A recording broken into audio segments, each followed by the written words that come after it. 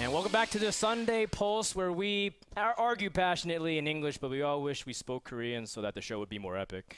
Guys, we're done with the first half of the show. It's time for my favorite part, where we're going to be taking off the covers and going hashtag no filter. It's time to take a stand.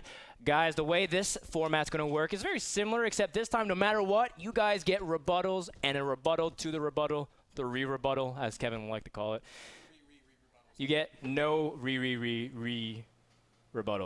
There's only four max statements, although maybe last closing comments, because these topics I think are very good.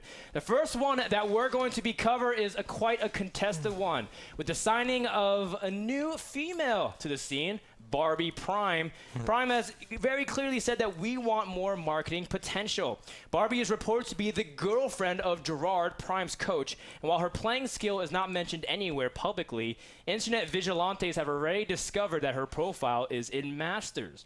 This brings up an interesting topic that is rarely addressed in a fair fashion on the internet: female StarCraft 2 players.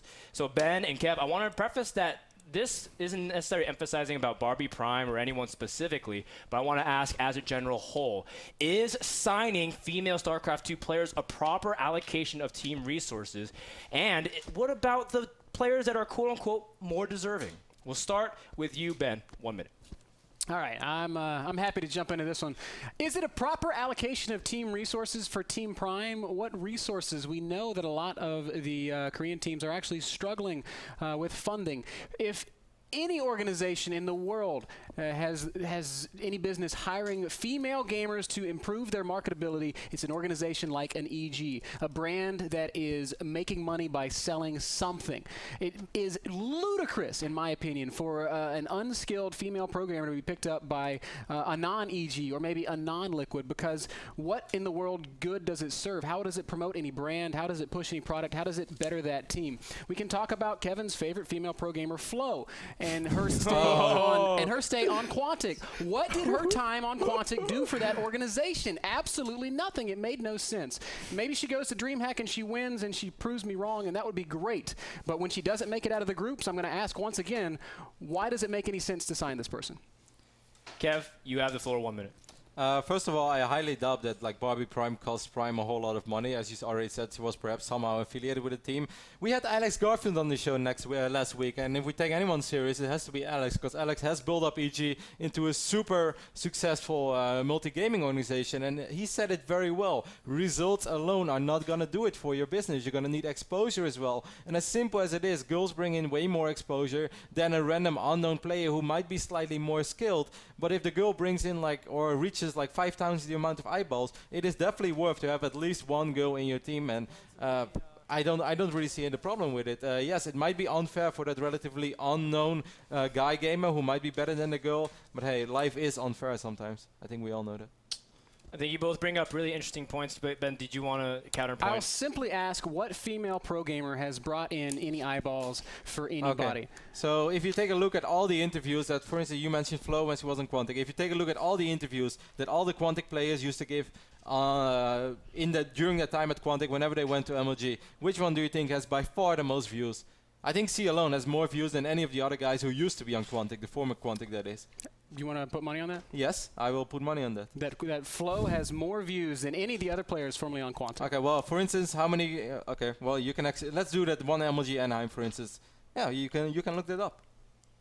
Well, we'll look that up and we'll get back to you guys because.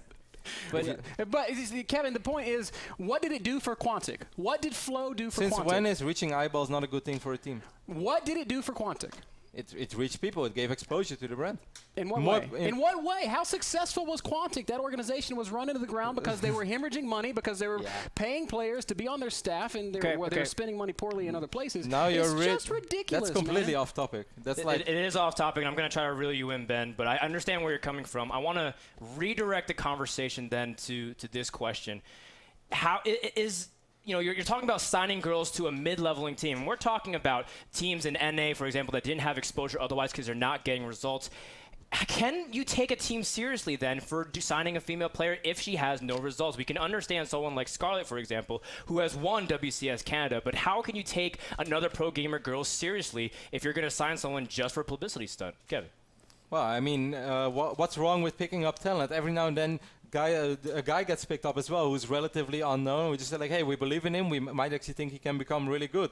Just because those girls, for instance, like Medalisk or Flo, whatever, that they might have never won something. That doesn't mean that they might not actually be capable of reaching a certain level. What's wrong with investing into the future? If we invest into a random unknown guy, then it's all like, cool pickup. It's cool that they don't sign another star, but they actually believe that someone might become good. Who says that these girls cannot be good? The game hasn't even been saying that the girls can't be good, and there's nothing wrong with a team investing in a promising young talent. What is just silly are for these, again, like Dan said, mid-level teams who don't have many resources to begin with, but you make it spending their limited amount of funds to send these girls around the country where they're not doing anything.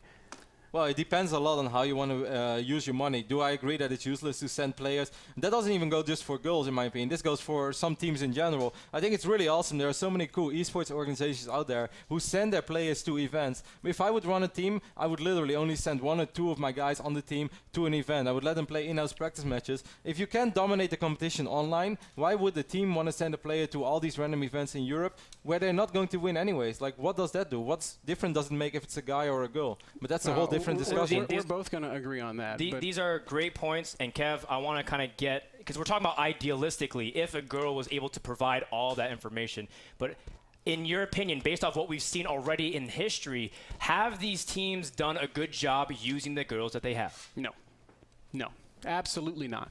And maybe if somebody comes up with a better marketing strategy, maybe if somebody comes up with a better way to promote their players and to get those eyeballs out there. But come on, man. Alex also says that just getting YouTube views is not something that he can take and make a lot of money with sponsors with. You've got to have more reach than that. And just because you've got some girl getting interviewed that might get 20,000 hits when Illusion getting interviewed gets 15, it doesn't have any impact.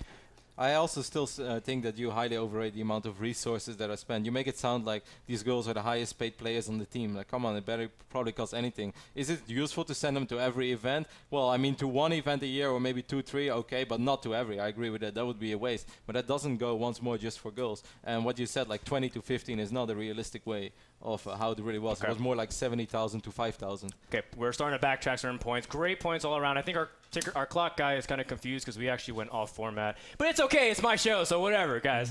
Thank you for a great discussion. Of course, guys, tweet us your opinions at NASL.tv as well as send us feedback because this conversation is only the beginning. But, of course, thank you so much for your opinions. Let's move on to topic number 2 and take a stand as well with streaming. Now, a lot of people say that streaming has contributed to the growth of esports in StarCraft 2, but you can't deny that personal streaming has also conflicted with viewer numbers of tournaments. When players are not in that tournament, they feel like they want to make a side form of income, and as a result, take away viewership numbers that helps tournaments sell packages to advertisers, to sponsors. That's the numbers that impresses lots of people, as well as things like fans in attendance.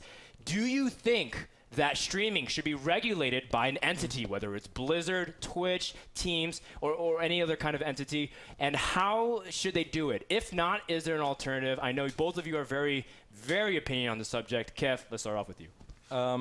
I mean, I know this would be something that's very hard to realize, but yes, eventually I think it would be very good if we would have some sort of an umbrella organization which would say, obviously not for every weekend or for every second tournament, but the few tournaments a year that are really big, in which we know a lot of money has been invested, that on those weekends there might be some sort of a blackout, that the only thing that's gone right on at that moment is that tournament. And I know this would hurt some people, but in the end of the day, it might actually benefit them as well, because the more people would watch that certain tournament on that weekend, the more exposure that tournament get, perhaps the better it will get for StarCraft 2 later on. And you not being able to stream for 1 or 2 days might actually end up in you getting more viewers in the long run, because those tournaments bring in more people in the scene. Now, I do know that, once more, this is something that's very hard to realize, but I definitely do think that something is going to happen eventually, because as you said, like, there's just always StarCraft, always, and sometimes it does conflict with viewing numbers. And some tournaments, I mean, it is kind of sad when you see like an average tournament, like not something insane. Well, actually, I'm kind of drifting off right now, but basically what I'm trying to say is, I think eventually it would be good to have some sort of umbrella organization. Sorry, but Kevin, it's really hard to. 15 minutes later. Ben, Absolutely, you cannot. You absolutely cannot regulate streaming. That would be the worst thing you can do. By silencing the people that that promote your game, you're taking away from their ability to get more eyes on it. There are, however, different things that you can do to make it more possible to get more eyes on that big tournament. For instance, we can take Blizzard. Blizzard has the power to say, hey, Grubby, you're not to stream while the NASL's show is running. Okay, Grubby? And Grubby's going to be like, whatever, but if Blizzard says no, they have that power. They do. They can just say, all right, no internet for Grubby. They can ban his account or whatever. What you could do instead is you could say, hey, Grubby, don't stream during this time, and in exchange, at this other time, I'm going to promote your stream in our launcher, in our client. I'm going to put a big window that says Grubby is streaming right now. And by promoting that player, you're going to drive his viewer numbers while at the same time achieving your other goal of getting less eyes on him at a particular time. So those viewers are going to go somewhere else, presumably. This is something that Riot does to promote good behavior in their pros. It's something that's been wildly successful, and it's something that I would love to see explored in StarCraft 2. Do you think that it's fair, though, for the middle level of pros that trying to build their fan base? Because, again, if a big tournament, if a big name like Grubby, for example, or Stefano is not in a tournament and they're streaming, they're taking 10K amount of viewers, and that might seem very marginal compared to the big picture. But if they're taking away those viewership numbers away from people who can see other up-and-coming future Stefanos, because Stefano was once upon a time a no-name, do you think that's going to be easy for mid-level pros to be able to rise up to the top if they're not getting the eyeballs too? You understand where I'm going? No, I'm not sure where you're going with this. How about the mid-level of pros, Yes. though? Do you think that this kind of system that Ben's proposing is going to keep funneling the top? The most popular people get more popular, and it's very tough for someone to break into that upper echelon. To some degree, yes, but I think that will always be tough. I mean, you're always going to have something special going on for yourself to make a name out of yourself. Just being a streamer alone, there are very few people who are able to make it like that, and I do feel that you might see one or two guys like that succeed. So that alone, I do not really think is like a valid point. Okay, then what do you accept Ben's system? Do you think it will work in StarCraft 2? It's something that is interesting, but basically it comes down to the same thing. It would be nice to have some sort of an organization. He said that perhaps Blizzard should just be in charge in it. I think like more like a Twitch umbrella organization in which like you can join in and you say like, hey guys, we have this group of streamers, and in the end of the day, what we try to do is bring in more people in the industry. So perhaps by helping each other on certain moments, it's basically the same thing, just done in a different way. And I never said that like my way was the best. I didn't go for like a total blackout, like no one is allowed to stream. But in some way that there is some sort of a guideline to follow. That's the sound of backpedaling, Dan. And to come back to your previous question, the cream always rises to the top for a reason. The best guy will eventually get that exposure either by winning tournaments or creating the right content. Maximus Black is a great example. Destiny is a great example. There's plenty of people across other platforms that are fantastic examples. And you don't have to restrict people's ability to stream in order to promote them or to promote certain events. There's better ways to allow them to do what they want and still grow the overall scene, as in the small proposal that I threw out previously.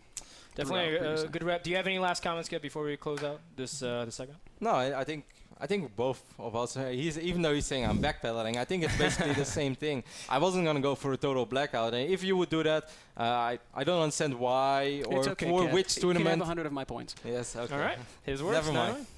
Be that guy, Ben. Be that guy.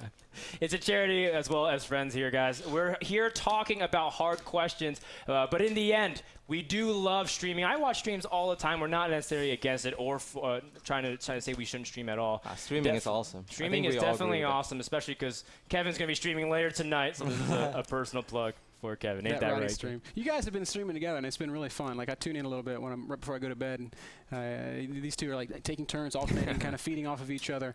If you guys losing together, and we're both awful, crying protest. If you guys haven't checked it out, y'all should really do it. They usually stream kind of late, but it's really fun. So thank you, Ben. But that won't earn you any bonus points.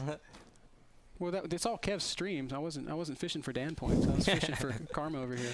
No worries, guys. We're done with taking a stand. When we come back, booze and woos as well as some other fun treats. Don't go anywhere. More Sunday Pulse is coming up right after this.